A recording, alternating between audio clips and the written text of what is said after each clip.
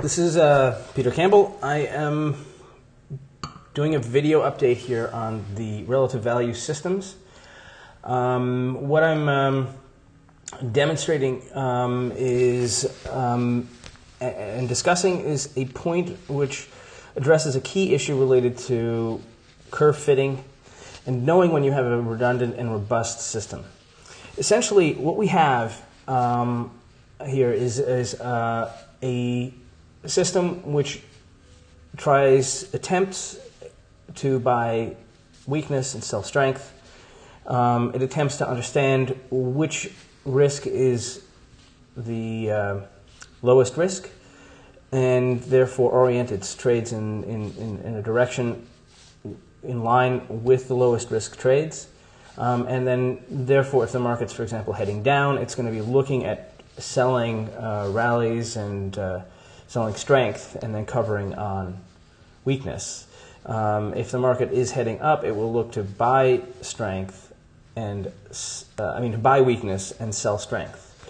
Now, it's important to understand that in general, with most systems, which I actually had wanted to demonstrate here, but I will probably do that in a second video, the general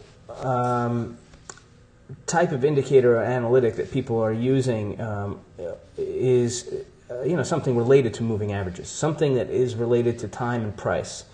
And the fact is that time and price and the actual size of price, meaning that a security that is $100 tends to behave differently than a security that's $50 when it comes to certain analytics. Now that means, for me, for example, that I could be getting a buy signal when something is 100 when it moves a certain way, and if you were to just change the price from 100 to 50 but not change any of the movements, the analytics or the indicators would produce a different result.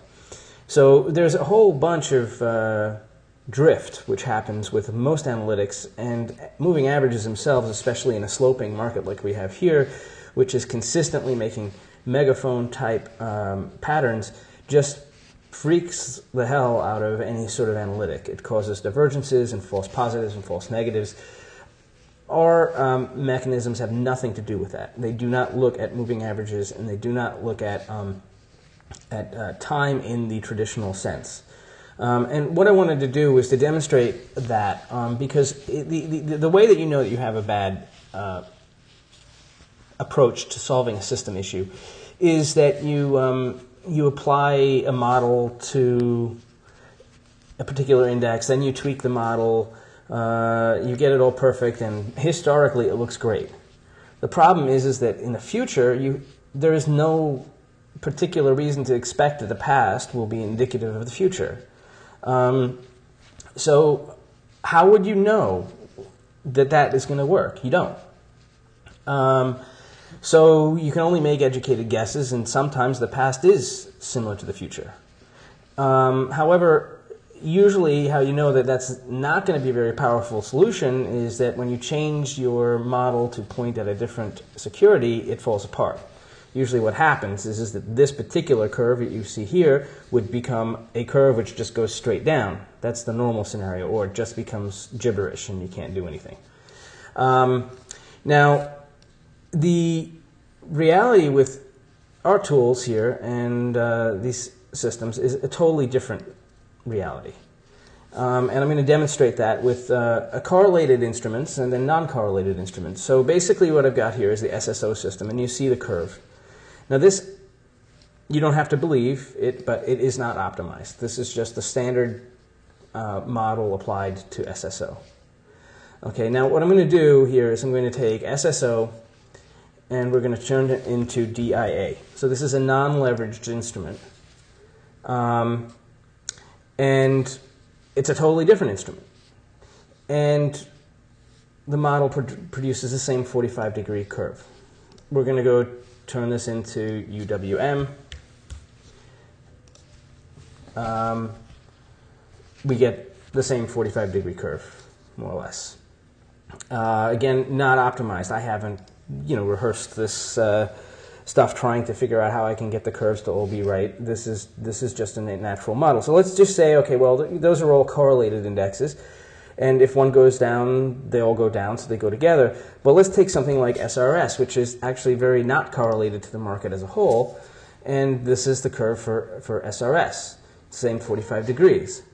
Let's take a look at SDS. And essentially what we have here is the same situation. We have a curve, albeit with a little hole in the middle, but a profitable 45-degree curve with no stops. So there's no stops in this particular implementation of the model. It's simply a straightforward, trade, trigger, and exit model.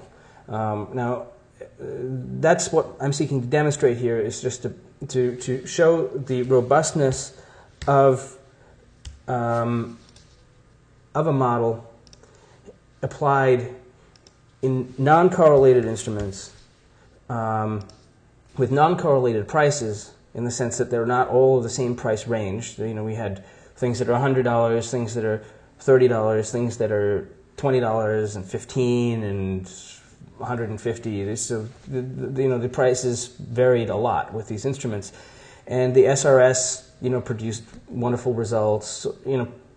Pretty much every index here produced an acceptable result, with the exception of that SDS with the hole in the middle.